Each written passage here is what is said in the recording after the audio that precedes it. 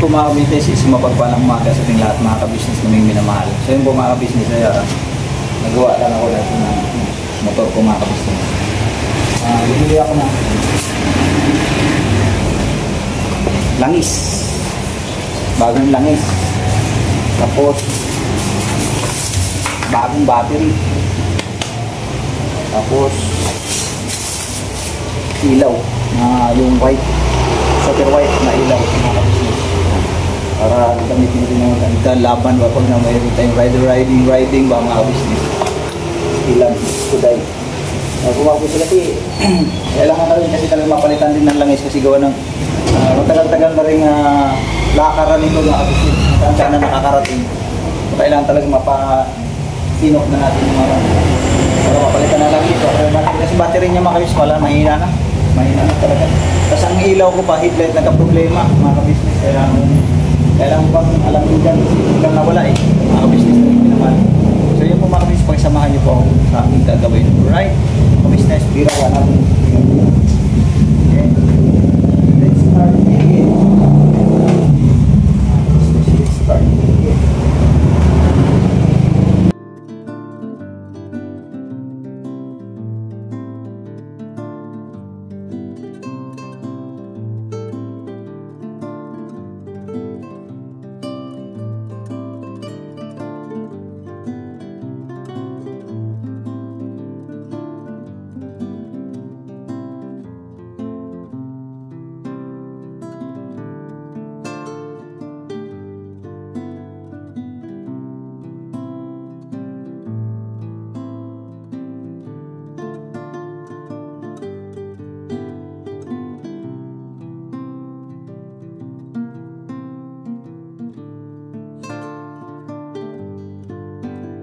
Kaya po mga ka-business ay isang mapagpalang umaga sa ating lahat mga ka-business naming minamahal.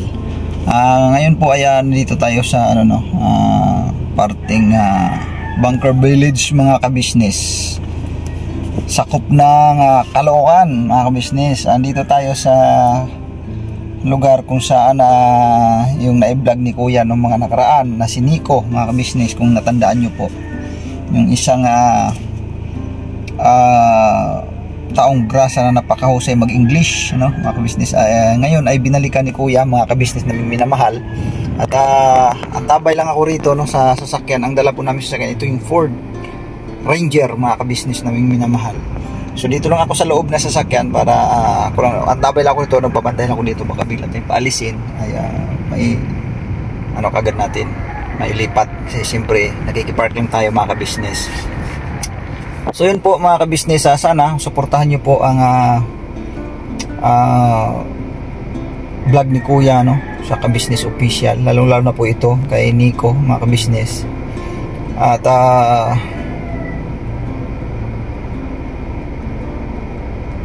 sana mabigyan ng pagkakataon ng ating ka-business official ang ating Kuya Nico no, na mabigyan ng tag nito, maayos na matitirhan mga ka-business. So di ko pa alam kung ano yung pag-uusap nila dyan mga ka-business. Mapapanood na lang natin yan no? Pag na-upload na yan, mapapanood natin yan doon sa ka-business official po mga ka-business. So dito lang tayo behind the scene mga ka-business na minamahal. At support po natin ang ka-business official. At wala namang ibang hangad niyan mga ka-business. Ang ating ka-business ay kundi makatulong sa mga taong higit na nangangailangan, lalong-lalo na po ang isang Kuya Nico na nakita naman po natin dun sa unang vlog ni Kuya na yung kanyang tinitirhan po. Sabi nga ay tumutulo pagka umuulan mga ka-business. So sana may awa ang Panginoong Diyos na makahanap ng magandang matirhan si Nico sa pamagitan ng ating ka-business official po. At panoorin na lang natin yan no, yung vlog ni Kuya no, sa araw na ito mga ka-business. Ay abangan nyo po yan, maaaring i-upload yan maaaring mamayang hapon kasi pa lang ngayon, patanghali, alas 12 na pala. So siguro mga bandang alas 6, no? Ganun naman ang mga uploadan ni Kuya. Basta sa bandang hapon po, abangan natin yan mga ka-business naming minamahal. O abangan nyo na lang po sa mga magpa-pop up naman yan kung kayo po ay nakapag-subscribe na. Ano po?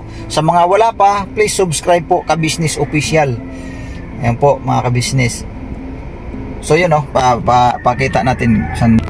Ayan po sila mga ka-business. Ayan. Yan si Nico, yung naka-black. Ayan. Napakahusay mag-English niyan mga ka-business. Kaya sayang ang kanyang ang kanyang kaalaman, kasi sabi niya marunong daw siya sa pagdating sa yung bang pagpaparlor, no? Mahusay siya sa mga gupit, no? Magaling daw siya sa ganoong kumbaga yun ang kanyang talent o skill, no? So sana mabigyan ito ng pangunahin yung panimula siguro, no?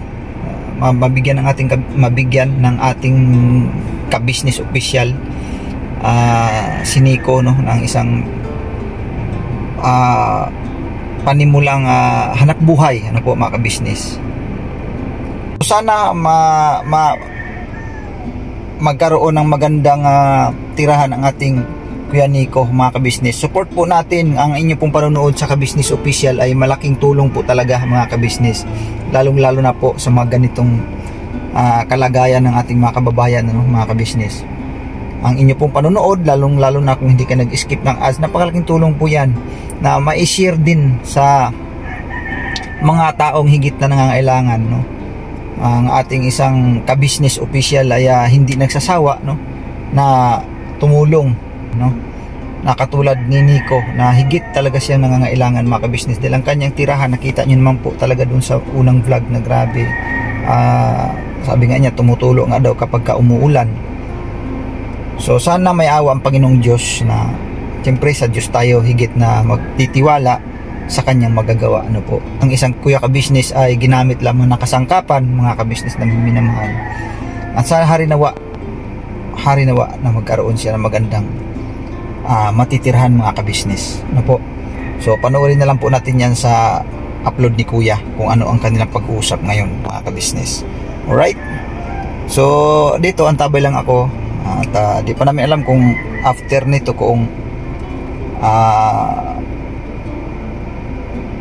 maghahanap na ba ng matitirhan. So hindi ko pa alam mga ka-business, malalaman na natin mamaya yan kung ano ang hudyat, ano po.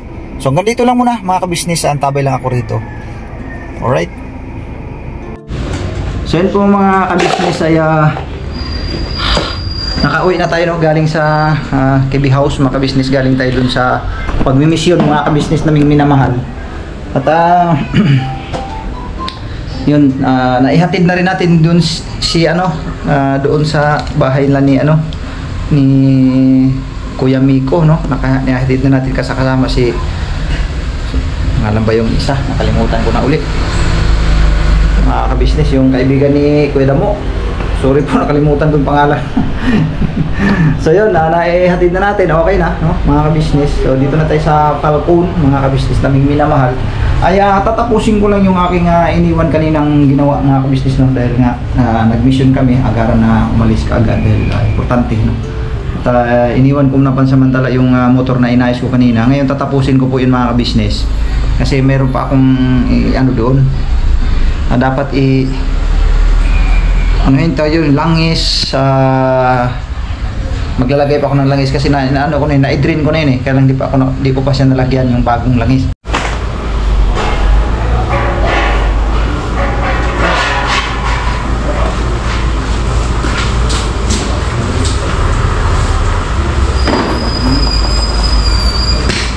Dapat hindi yan.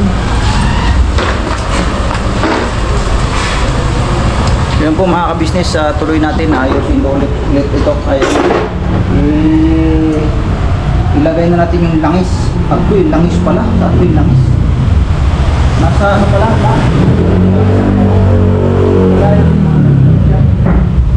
mga ka-business, ayusin ko lang. Ayos ko ito ba mga ka-business namin na lahat.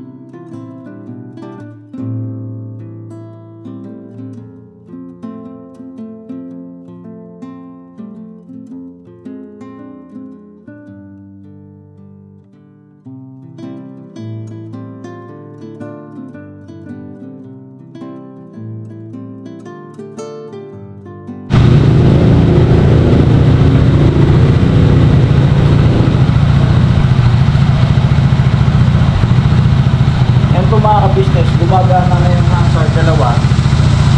Tapos yung kanyang park light gumagana na rin. Ang tanging hindi gumagana, headlight na lang talaga. Hindi ko lang alam mga kabis. Kasi dito sa dashboard mga kabisnes, gumagana na rin. Yan, gumagana na rin. Oh. May ilaw na, nagkakailaw na rin. Ayan o. Oh. Gumagana na rin. Oh. Yung pinaka-ilaw dito sa dashboard, ilaw. Ang problema na lang talaga mga kabisnes, eto, headlight. Ito, may headlight ako, bagong-bago, halogen type.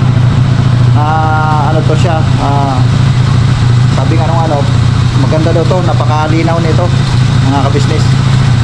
Lit, parang ano na rin siya, yung white, pure white daw to. Ngayon, pagka itinisting natin doon, ayaw mga kabisnes. So ibig sabihin mga kabisnes na hindi na mahal, dyan talaga sa wirings, dyan mismo sa headlight light yung dapat dyan, papagalaw ko yan bukas mga kabisnes. Papacheck ko yan, kasi kung pilit natin baka maya magka problema, mahirap na, baka masunog pa, mag short circuit mga kabisnes. Huwag na natin ipilit, no? So ngayon ay okay na, nailagay ko na yung langis, no? Bagong langis na yan. So okay na, may hazard na tayo mga kabisnes. Gumagana na po yung hazard yan. Yan, gumagana na yung hazard, part na gumagana na. So wala na tayong problema dito na part, no? Ang problema na natin is headlight. Tapos sa kabina natin, bagong ano na rin yan, bagong lagay na langis. Tapos makina, bagong langis na rin yung makina. Headlight na lang ang kulang mga kabisnes. So siguro bukas pagawa natin agad. Magkano lang naman ang gastusin natin dito sa ilaw na yan, kasi konting kalikot lang yan sa mga makukusay dyan, kasi okay naman yung iba eh, ang problema eh. Kaya po mga kabisnes, hanggang dito na lang, no? God bless po sa ating lahat mga kabisnes na hindi mahal. So yan mga kabisnes, ay para pagdating ba ng pagdating ng mayroon tayong mga tour o ito yung adventure, no? At sa kondisyon ng ating motor mga kabisnes na hindi mahal. Alright mga kabisnes, God bless po sa ating lahat. Please support po Kabisnes Official, Papadins TV, Kabisnes Family, Mrs. TV Official, at sa lahat. At sa mga kagwangs, ano po mga kabisnes, please support po sa mga kagwangs. Alright, ang iyong abang lingkod, Kagwang Buknoy Official. Birabanat lang po tayo mga kabisnes. Bye bye, God bless you po, God bless us all. Alright.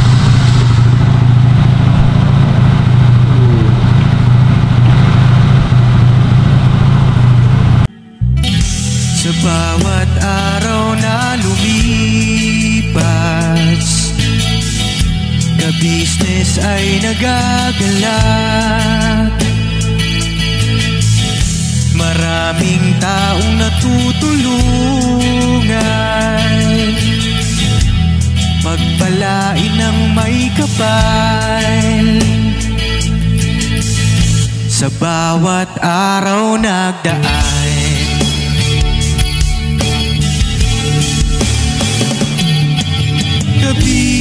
Kabisnes, Bisis Kabisnes, Papadins TV, mahal kayo ng marami. Ang tuwa nila'y walang mapagsidlay. Noong kami niyong natagpuan,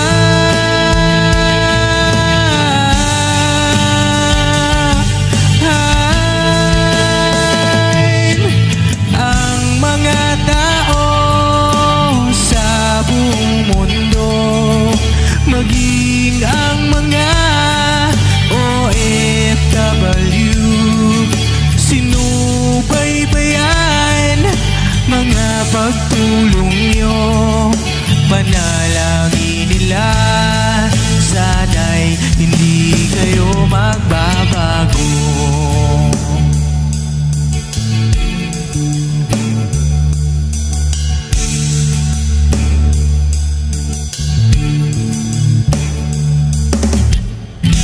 Papadins TV naman, scholarship ay nasimula sa mga nais mag-aral. pag-aaral ay pahalagahan upang kayo'y magtagumpay.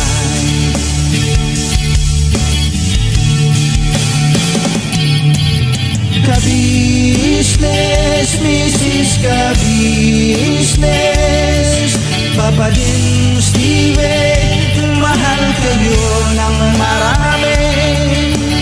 Ang tuwa nila'y walang mapagsiglay.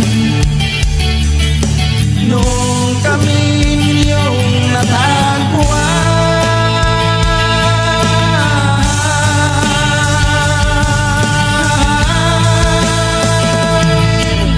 ang mga tao sa buong mundo, maging ang mga OFW, sinubaybayan mga pagtulong nyo, panalangin nila, sana'y hindi kayo magbabago.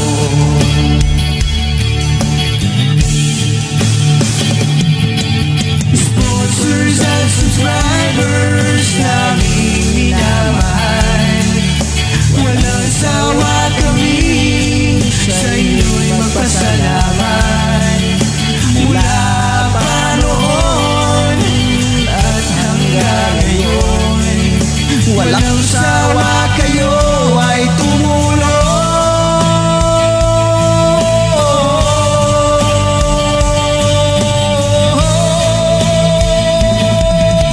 Ang mga tao sa buong mundo, maging ang mga OFW, sinubaybayan mga pagtulong nyo, panalangin nila, sana'y hindi kayo magbabago.